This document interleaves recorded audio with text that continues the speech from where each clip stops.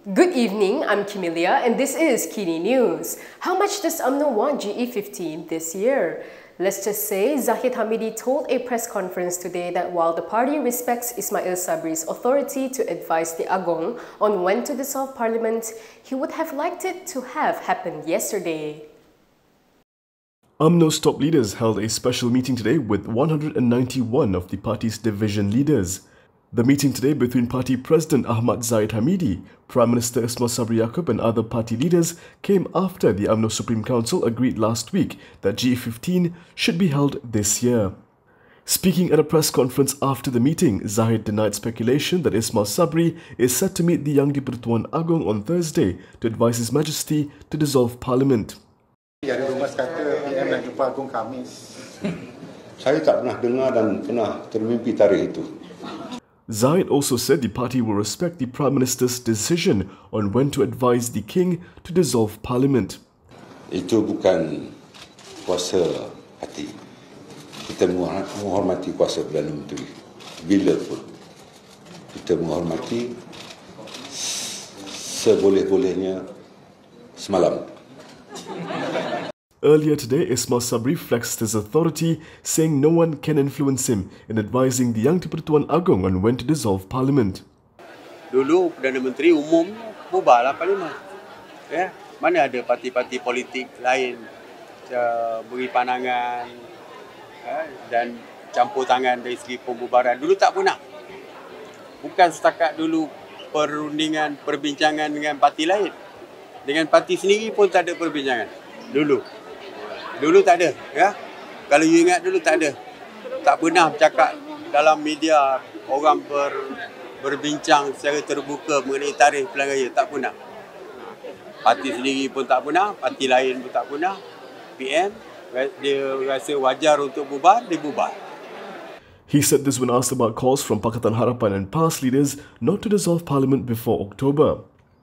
The Umno Supreme Council declared last Friday that the general election should be held this year and that Ismail Sabri would be proposing a date to the Agong soon. If you have plans to become a political frog by hopping parties, you may want to do it tonight because tomorrow the anti-hopping law will be in force. Malaysia's anti-hopping law will come into effect tomorrow. This was declared by Minister in the Prime Minister's Department in charge of Parliament and Law, Wan Junaidi Tuanku Jaafar. Act 1663 was approved with the support of a two-thirds majority in the Dewan Rakyat on July 28th. In the Dewan Negara, it was passed on August 9th with the support of a majority of 52 senators. In a statement today, he said the government is committed to ensuring that the law banning members of the Dewan Rakyat from changing parties is enacted to protect the rights of the nation's Rakyat. The statement also noted that the young di-Pertuan Agong gave his assent to the constitutional amendment on August 31st. Yesterday, Wan Junaidi assured that the anti-hopping law will take effect before the next general election.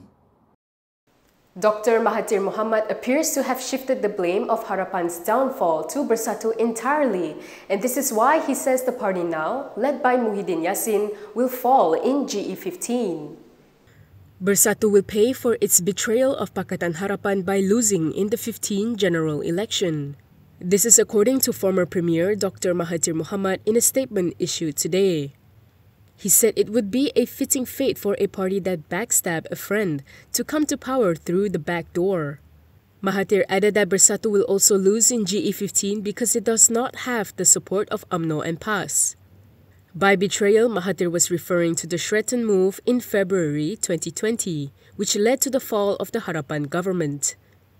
He said the defection was the triggering point for the country's political instability. Mahathir further lambasted Umno for pushing for an early election despite warnings of the flood season. The Langkawi MP said the party was only concerned about coming into power and had little regard for the people's welfare. PAS has reiterated that their main enemy in GE15 is Harapan. However, the party wants more time before GE15 is called. PAS has said that the dissolution of parliament in the near term is inappropriate. In a statement today, PAS President Abdul Hadi Awang said this is because the country is focusing on economic recovery and flood season preparations. He said PAS is of the opinion that the interests of the nation and the people come first. Hadi also indicated that PAS will continue pursuing ties with both the PN coalition and the Muafakat National Political Pact with UMNO.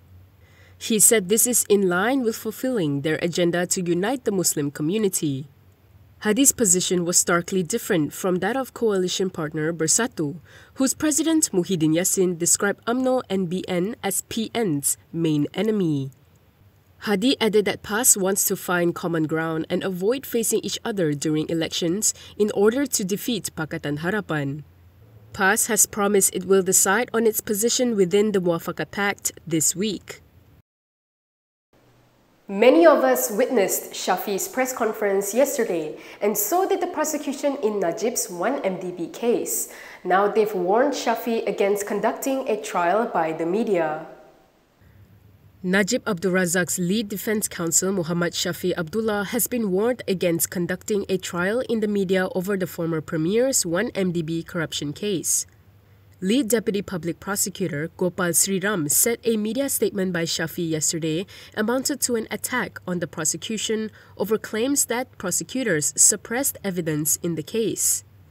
He told the Kuala Lumpur High Court today that the prosecution was put in an injurious position as they cannot respond in public.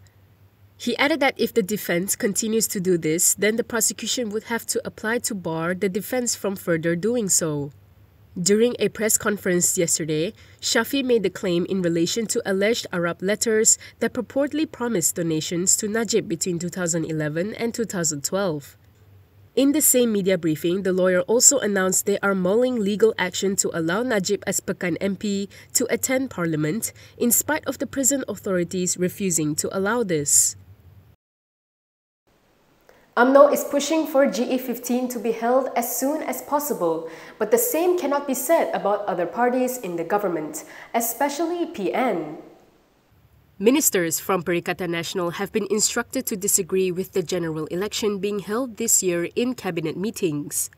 This was revealed by PN chairperson Muhyiddin Yassin in a statement issued today. Similarly, he said all PN parliamentarians have also been asked to take the same stance. Muhyiddin explained that PN is of the opinion that it is not reasonable to hold the GE15 this year, seeing as the northeast monsoon will start soon. He said the government should be focusing on preparing for the monsoon season. He added that the government must accelerate the country's post-pandemic recovery instead of thinking about the general election. As speculation grows that GE15 will be held this year, a DAP lawmaker has asked EC for a solid flood plan. Klang MP Charles Santiago wants to know the Election Commission's plan should polling day occur during floods. This comes as the 15th general election looms following UMNO's decision that it must be held this year. In a letter sent today to the EC, he expressed his concern over the timing of the election as it would coincide with the monsoon season. He noted that the authorities have warned of flood risk, especially in low-lying areas on the west coast of the peninsula. The parliamentarian said his constituency was badly hit by floods during last year's monsoon season. This year, he estimates over 107,000 voters will be affected in the event of floods. Following this, he called for the Commission to explain its contingency plans should GE15 be held during floods. Charles also asked the EC if it has any plan to address the mobilization of polling and counting agents who are supposed to represent election candidates at each polling station. And that is all from me today. For more stories, you can go to KiniTV.com. You can also follow us on Instagram, Twitter, YouTube, and Facebook for the latest news updates. If you'd like to support independent media, do consider subscribing to MalaysiaKini.com. I'm Kimilia. Thanks for watching.